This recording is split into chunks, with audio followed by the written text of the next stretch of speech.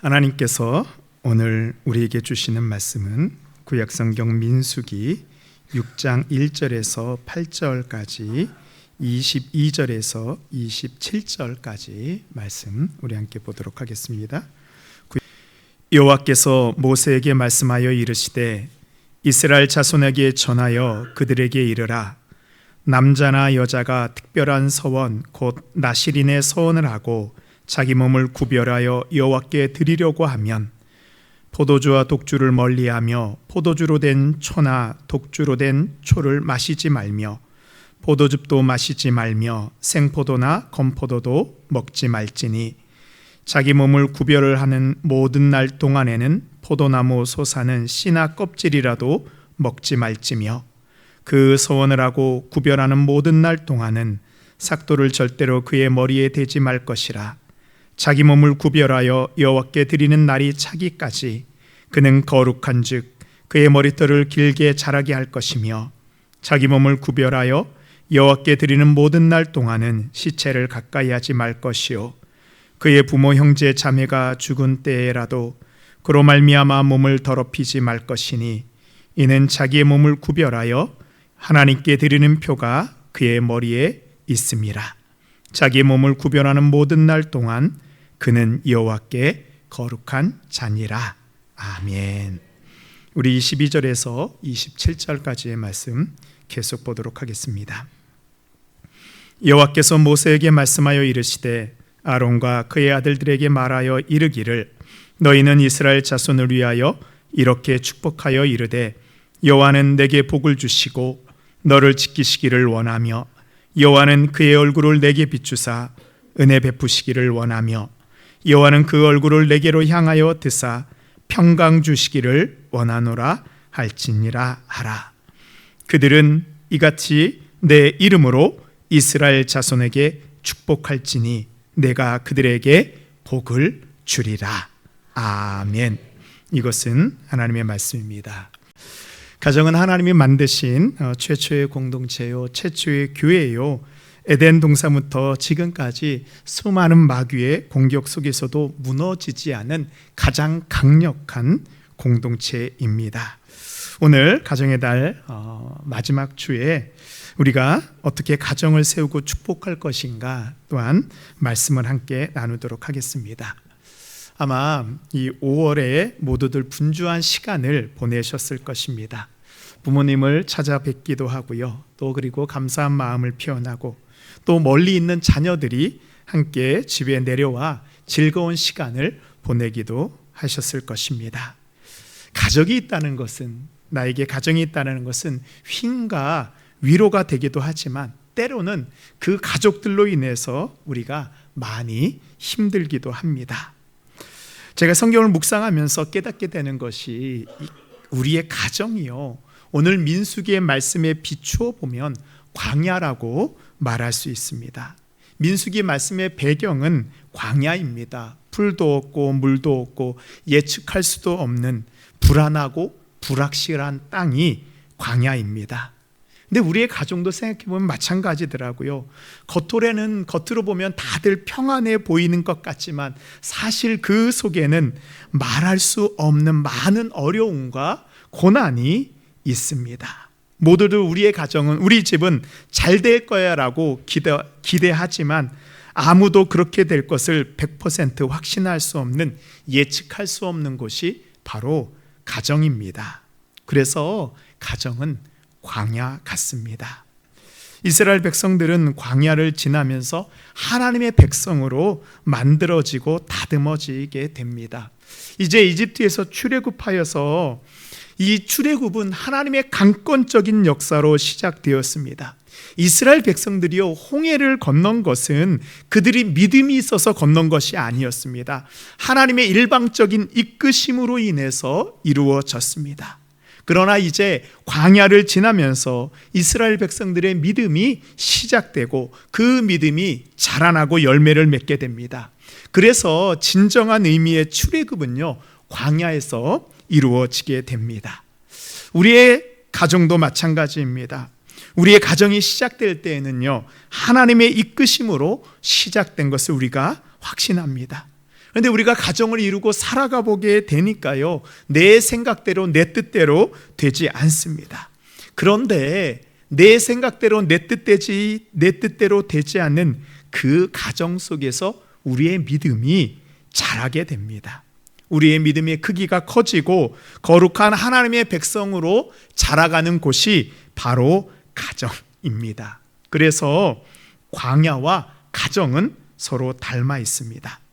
출애굽은 하나님의 약속으로부터 시작했죠. 하나님이 가나안 땅으로 보내주겠다고 하는 그 약속, 하나님이 풍요로운 그 가나안 땅으로 들어가겠다고 하는 약속을 이미 받고 이스라엘 백성들은 출애굽을 시작하였습니다. 그러나 광야에 들어가는 순간 황무지와 사나움 짐승이 부르짖는 위험 속에 그들은 두려워 떨게 됩니다. 그래서 광야를 지나갈 때 의지할 것은 바로 하나입니다. 하나님이 인도해 주신다는 그 약속을 붙잡고 나아갑니다. 신명기 32장 10절에 이렇게 말씀하고 있습니다. 여호와께서 그를 황무지에서 짐승이 부르짖는 광야에서 만나시고 호위하시며 보호하시며 자기의 눈동자같이 지키셨도다.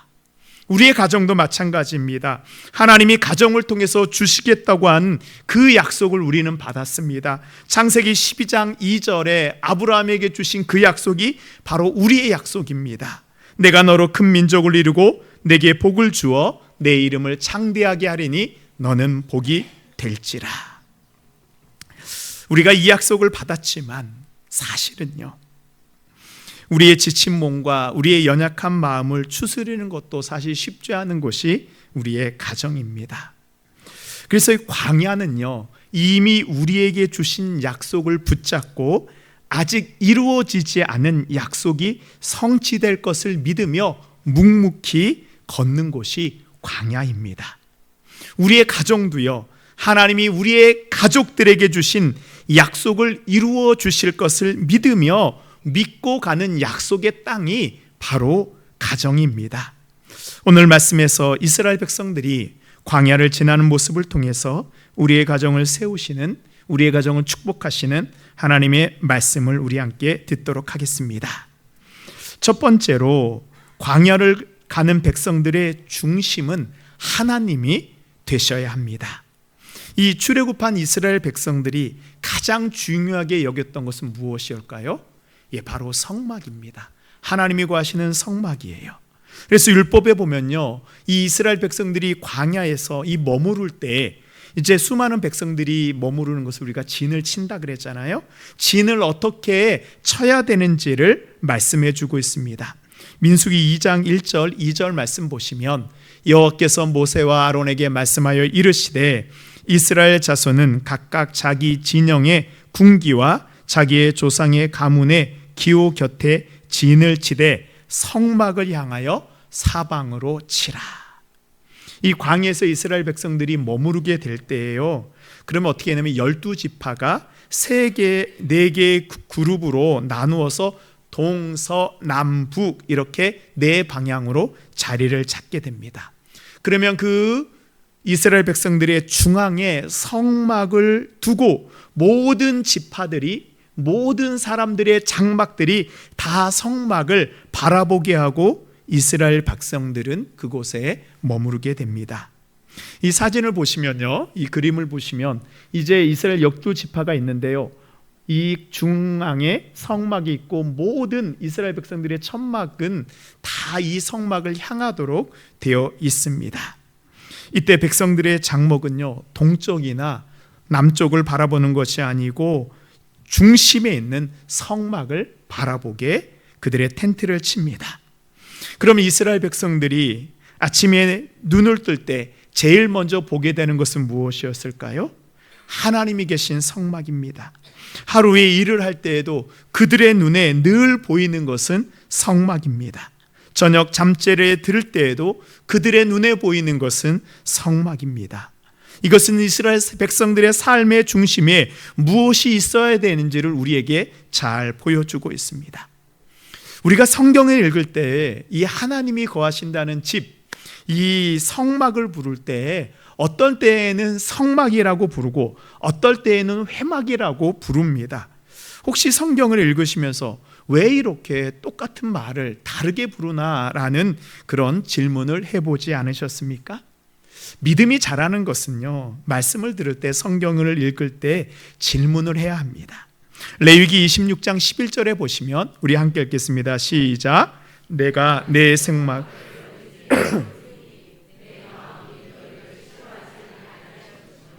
아멘. 내가 내 성막을 너희 중에 세우리니, 이때 성막은 히브리어로 이 미슈칸이라는 그런 단어를 쓰고 있습니다. 이 미슈칸은 거쳐 거하는 장막이라는 의미를 가지고 있습니다. 즉 하나님이 거하시는 거룩한 집을 나타낼 때에는 성막 미슈칸이라는 말을 사용합니다. 우리 출애굽기 29장 42절 말씀 보시면, 이는 너희가 대대로 여호와 앞 회막문에서 늘 드릴 번제라. 내가 거기서 너희와 만나고 내게 말하리라. 이 회방이라는 말은요, 히브리어로 오엘 모에드입니다. 이 모에드는 정한 곳, 정한 때, 즉 만납이라는 의미를 가지고 있고, 오엘은 장막을 의미합니다. 그래서 이 회막, 오엘 모에드는 만남의 장막입니다. 하나님이 이스라엘 백성들을 만나 주시고 말씀하시는 곳이 바로 회막입니다. 그래서 우리가 성경에서요, 하나님이 거하시는 거룩한 그런 지부를 의미할 때에는 성막 미슈칸이라는 그런 말을 사용하고요, 하나님이 이스라엘 백성들의 중심에 계시며 또한 하나님을 만나는 장소를 의미할 때는 이 회막, 오엘 모에드를 사용합니다. 오늘 민수기 2장 2절에 보면 이스라엘 백성들이 진을 칠 때 회막을 가운데에 두었다라는 이 뜻은요, 하나님께서 이스라엘 백성들의 중심에 계시며 백성들을 만나주시는 하나님이 그곳에 계신다는 그런 의미입니다. 그리고 회막을 향하여 그들이 모든 텐트를 다 친 것은 하나님의 말씀을 언제라도 이스라엘 백성들이 잘 듣고 순종하겠다는 그 삶의 태도를 보여주고 있습니다. 또한 이스라엘 백성들이 광야를 이동할 때에는 이스라엘 백성들의 맨 앞에 서는 것이 있습니다. 군대나 그들의 백성들이 서는 것이 아니었습니다. 민수기 10장 33절 말씀에 보면 우리 함께 읽겠습니다. 시작. 그들이 여호와의 산에서 떠나 3일 길을 갈 때 여호와의 언약궤가 그 3일 길에 앞서가며 그들의 쉴 곳을 찾았고, 그들이 진영을 떠날 때 낮에는 여호와의 구름이 그 위에 덮였었더라. 아멘. 하나님의 말씀을 상징하는 이 언약궤가 백성들 앞에서 백성들을 이끌어 갔습니다. 여호와의 임재를 상징한 여호와의 구름이 그들 위에 덮여 그들과 함께하였습니다. 이 민수기라는 이 성경의 제목의 뜻은 백성을 계수한다라는 그런 의미가 있습니다. 민수기를 시작할 때 민수기 1장에서 출애굽한 이스라엘 백성들의 그 인구 조사를 하게 됩니다. 성인 남자의 숫자가 60만 3,550명입니다. 그리고 이제 40년 광야 생활을 다 마치고 민수기 18장에서는 가나안 땅에 들어가는 백성들의 숫자를 다시 한번 계수합니다. 60만 1,730명입니다. 이 두 번의 인구조사의 차이는 불과 1,820명밖에 나지 않습니다. 40년 광야 생활을 했는데도 불구하고 0.4%의 인구밖에 줄지 않았습니다. 99.7%가 그대로입니다. 생존이 보장되지 않은 광야에서 이것이 가능한 이유가 어디에 있었을까요? 그들의 중심에 하나님이 계셨고, 백성들은 광야를 지나면서도 하나님의 인도하심을 따라갔기 때문입니다. 이것이 바로 광야에서 베풀어 주시는 하나님의 은혜입니다. 우리의 가정도 광야 같은 이 세상을 지나가기 위해서 우리의 가정의 중심에 하나님이 계셔야 합니다. 우리가 눈을 뜰 때에도 하나님을 볼 수 있어야 됩니다. 삶의 일상 가운데에서도 하나님이 우리와 함께 하셔야 됩니다. 저녁의 자리에 누울 때도 하나님을 볼 수 있어야 합니다. 하나님께서 에덴 동산을 세우시고 그 에덴 동산의 중앙에다가 어떤 나무를 두셨죠? 선악과를 두셨습니다. 그 두신 이유가 무엇일까요? 아담과 하와는 그 선악과를 보면서 비록 위험할지라도 그들의 삶의 중심에 무엇이 있어야 되는지를 매일매일 확인했을 것입니다. 에덴의 중앙에 있어서 아담과 하와는 언제라도 어디에 있더라도 눈에 보이지 않는 그 하나님이 그들과 함께 하심을 확인할 수 있었으며 하나님이 주신 언약을 기억하며 살 수 있었습니다. 지금 여러분의 가정에 그 중심에 무엇이 있습니까? 신앙생활은요, 주일에만 하는 것이 아니잖아요. 우리의 가정의 중심에 이 바로 하나님의 회막이 있어야 합니다. 하나님이 우리를 만나 주시는 그 오엘 모에드의 장소가 있어야 합니다. 그 회막은 바로 우리 가정에서 하나님을 만나는 시간이요, 하나님을 만나는 나만의 골방입니다. 우리가 예배 가운데 격식을 갖춘 이런 예배도 있습니다. 그러나 하나님이 나의 중심 되심을 고백하며 짧은 시간일지라도 하나님의 말씀을 묵상하고 기도하는 것, 그것이 바로 우리의 가정이 하나님의 회막이로 변하는 순간입니다. 저는 바쁜 시간이랄지라도 우리 모든 성도님들이요, 좀 온라인으로 우리 새벽기도 영상을 함께 듣고 말씀을 함께 우리가 듣기를 권합니다. 새벽기도 가운데 이 말씀을 듣는 시간은 사실 10분 정도밖에 안 되는 짧은 시간입니다. 우리의 믿음은요, 어느 한순간에 쑥 자라는 것이 아닙니다.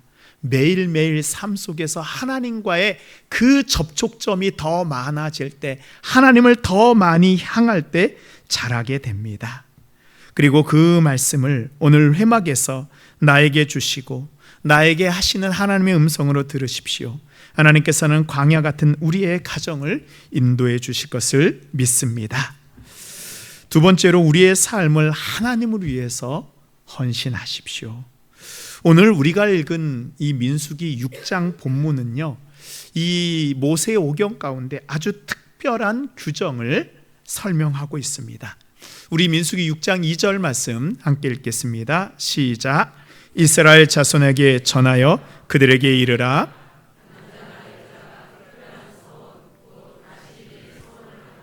자기 몸을 구별하여 여호와께 드리려고 하면. 아멘. 이 성경의 율법 가운데 아주 독특한 율법이 있는데 바로 이 나시린의 서원 제도입니다.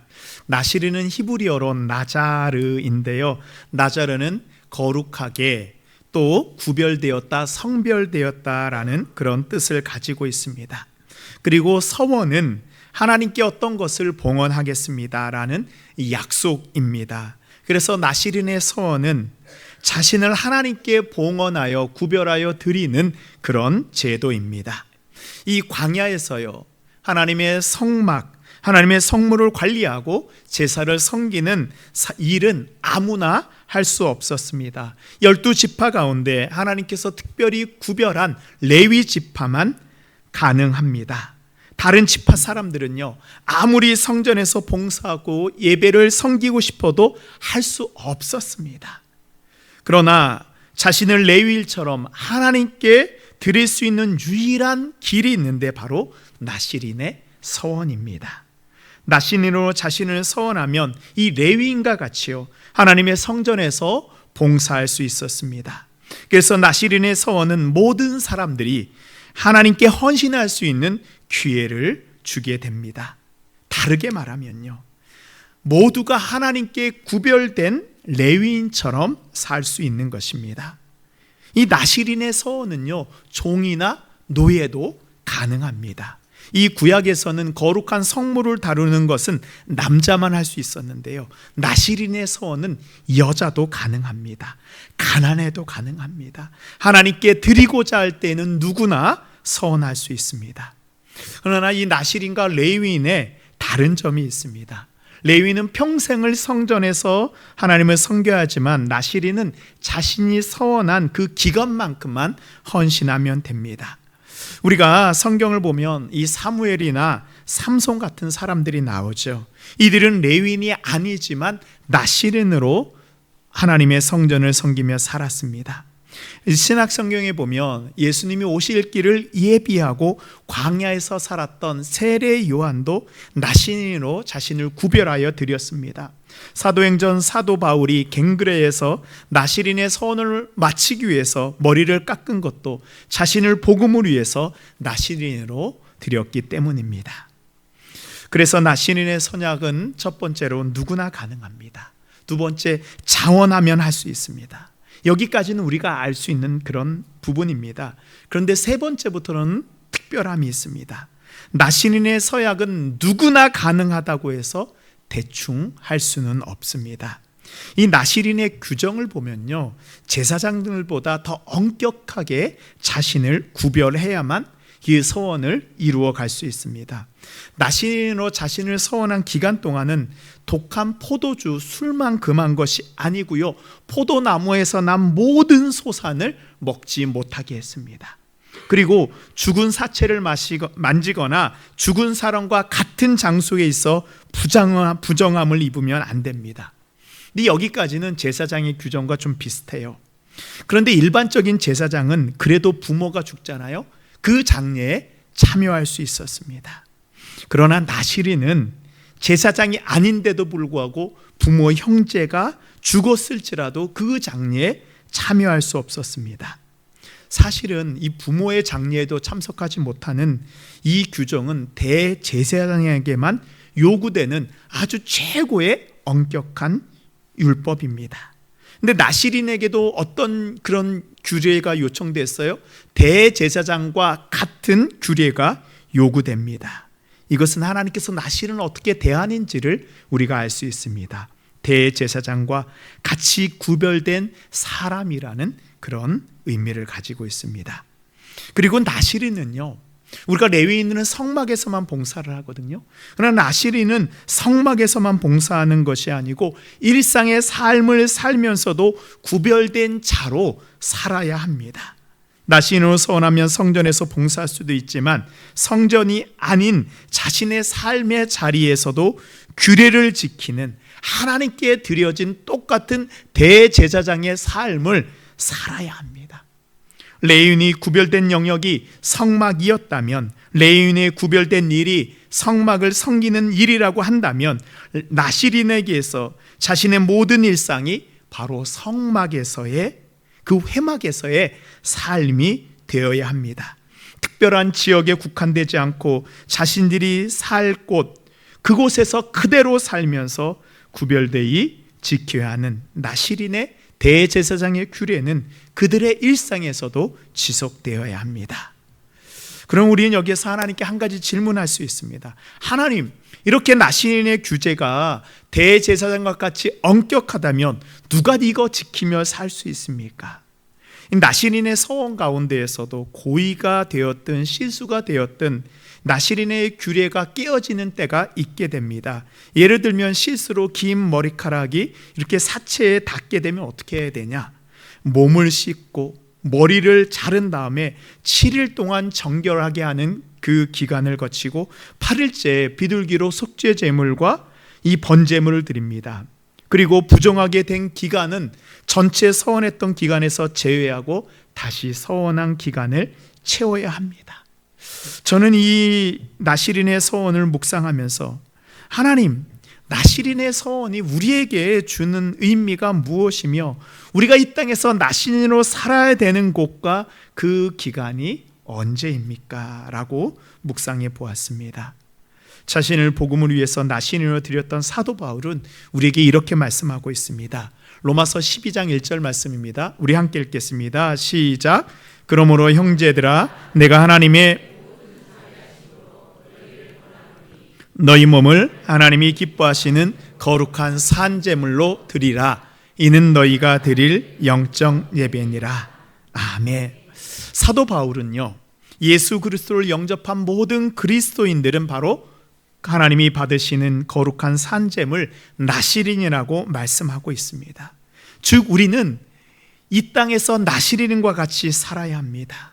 그리고 이 땅에서 나시린으로 서약한 곳이 있는데 바로 가정입니다. 우리의 가정은 하나님이 세운 최초의 회막이요, 하나님을 만나야 하는 곳이요, 하나님의 말씀이 임해야 되는 거룩한 장소입니다. 그곳에서 우리가 하나님을 섬기는 것은 그냥 되지 않습니다. 어느 정도로 섬겨야 돼요? 나실인과 같이 전적으로 나를 드려야지만 우리의 가정이 하나님을 만날 수 있는 회막이 될 수 있습니다. 우리가 나실인으로 서원한 사람들이 얼마나 자신을 엄격하게 철저하게 구별하는지 우리는 말씀을 통해서 배웠습니다. 그렇다고 한다면 우리는 하나님께 헌신하는 마음으로 우리의 가정에도 헌신해야 합니다. 더 철저히 하나님의 말씀대로 남편의 돕는 배필이 되어 주어야 합니다. 남편들은 아내를 내 몸과 같이 사랑해 주어야 합니다. 자녀를 내 소유물로 생각하고 내 마음대로 다루는 것이 아니라 하나님께 나에게 맡겨주신 귀한 선물로 여겨야 합니다. 자녀들은 부모의 말씀에 순종하여 너의 부모를 육신의 하나님처럼 섬겨야 합니다. 특별히 우리는요, 우리 가정을 위한 나실인 대제사장으로 부름을 받았습니다. 대제사장은 자신을 정결하기 위해서 철저히 규례를 지켜야 했습니다. 우리의 가정도요, 하나님의 말씀과 같이 구별된 곳이 되어야 합니다.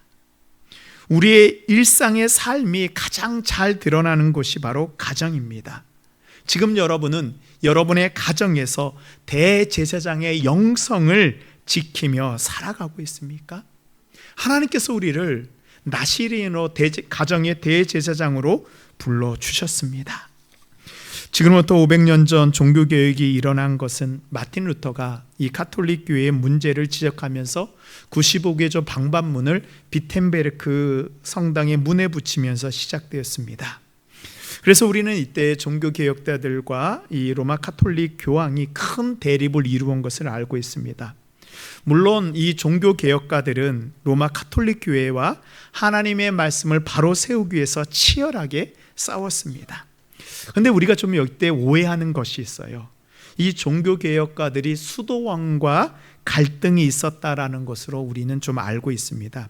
왜냐하면 이 종교개혁이 일어났을 때요, 이제 종교개혁가들은 온 나라에 있는 모든 이 수도원들의 문을 열고 그곳에 수도하고 있던 수사들과 수녀들을 모두 다 내보냈습니다.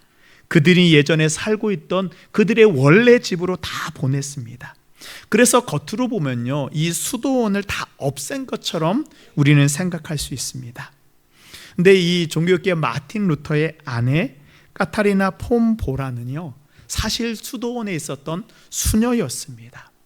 저도 예전에 이 종교개혁지 순례를 할 때 마틴 루터와 그의 아내 폼보라가 살았던 그 수도원에 방문한 적이 있습니다. 전에 수도원은 높은 담장으로 구별되어 세상과 분리되어 있었지만 그 담장을 다 허물고 누구나 들어올 수 있고 누구나 나갈 수 있는 그런 곳으로 만들어 버렸습니다. 사실 종교개혁가들이 반했던 것은요, 온 나라의 수도원을 없애는 것이 아닙니다. 하나님의 말씀을 읽고 하나님의 말씀을 묵상하는 그런 온 나라가 수도원처럼 되고 온 나라의 백성들이 수도사처럼 수녀처럼 성지차처럼 거룩한 삶을 살기 원했습니다. 그들의 삶의 일상에서 수도사로 살아가는 영성이 온 백성들에게 있기를 바랬습니다. 우리의 영성의 기준을요, 결코 낮추어서는 안 됩니다. 교회에서는 이 정도의 영성을 지키고, 우리의 가정에서는 좀 영성의 기준을 낮추고, 직장에서는 더 영성의 기준을 낮추어선 이렇게 우리가 살아가서는 안 됩니다. 최소한의 기준으로 살아가면요, 그 정도 수준의 성도밖에 되지 못합니다. 그리스도인은요, 어느 정도의 수준까지? 오늘 말씀에 따르면 나실인의 대제사장의 최대한의 그 기준으로 살아가는 사람들입니다. 성도 여러분, 우리는 혈통적으로 이스라엘 사람도 아닙니다. 레위인도 아닙니다. 그러나 우리는 영적으로 하나님의 부름받은 하나님의 백성이요, 하나님을 위해서 나를 드린 나실인과 같은 사람들입니다. 모든 그리스도인은 그래서 나실인입니다. 하나님의 은혜에 감격하여 자발적으로 내 인생을 주님과 주님의 나라를 위해서 드린 사람들입니다. 먹고 살기 위해서만 사는 사람들이 아닙니다. 하나님 나라를 위해서 헌신할 수 있어야 됩니다. 그것이 바로 하나님의 회막인 우리의 가정입니다. 가정에서 나시린으로 살아가십시오. 가정에서 대제사장으로 살아가십시오. 우리의 가정에 하나님의 은혜가 넘치게 될 것을 믿습니다. 마지막으로 대제사장의 축복으로 여러분의 가정을 축복하십시오. 오늘 우리가 읽은 민수기 6장 24절에서 26절까지는 성경의 축복 가운데서 가장 귀한 축복인 이 아론의 축복이라고 부르는 대제사장들이 그의 자녀들에게 하는 축복입니다. 아론이 이렇게 축복할 수 있었던 것은 하나님께서 아론이 좋아서가 아니고요, 하나님이 아론을 대제사장으로 세우셨기 때문입니다. 이 대제사장의 축복이 우리의 가정에게 임하길 원합니다. 어떻게 하면 될까요? 먼저 이 대제사장의 축복이 본문에서 어디에 위치하는 것을 우리가 보면 알 수 있습니다. 이 민수기 6장의 나시린의 이 서원법 뒤에 이 대제사장의 축복이 위치하고 있습니다. 이것은 우리가 먼저 하나님께 나를 드리면 하나님께서 우리를 통하여 아론과 같은 영광의 축복을 할 수 있는 그 특별한 권세를 우리에게 주셨다는 말씀입니다. 그리고 대제사장의 축복은 그들의 자녀들에게 하는 축복입니다. 우리가 우리의 자손들과 자녀들에게 이렇게 축복하라고 하나님이 명령하셨습니다. 해도 되고 안 해도 되는 것이 아니고 이렇게 축복하는 것이 우리의 사명입니다. 우리의 자녀들은 이 축복을 받으며 자라야 합니다. 한번 한 주 동안 이 대제사장의 축복 한번 우리가 같이 암송하고요, 우리의 가정과 우리의 자녀를 위해서 이 축복을 해 주십시오. 이 축복대로 하나님의 축복이 우리에게 가정에 임할 것을 믿습니다.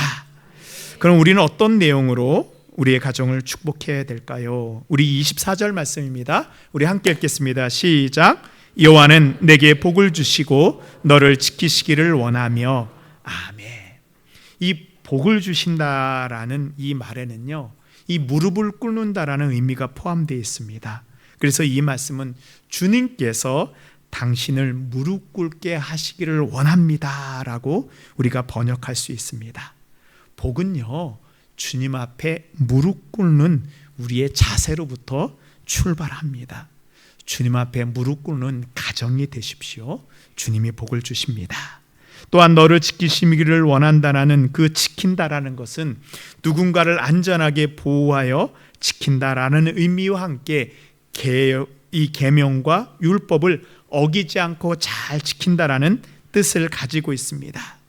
그래서 너를 지킨다라는 것은 우리를 위험으로부터 보호하시는 하나님의 손길과 함께 하나님의 뜻을 어기지 않고 잘 지키기를 바란다는 하나님의 소망이 함께 담겨져 있습니다. 우리가 하나님의 뜻을 지킬 때 하나님의 보호하심이 우리의 가정에 있습니다. 우리 25절 말씀입니다. 함께 읽겠습니다. 시작. 여호와는 그의 얼굴을 내게 비추사 은혜 베푸시기를 원하며. 아멘. 주님의 얼굴에서 그 빛이 나와 축복의 대상되는 그 대상에게 빛을 비추는 장면입니다. 하나님의 얼굴로부터 나오는 빛이 우리에게 비추어 우리가 가야 할 길을 보여주시는 것, 그것이 바로 축복입니다.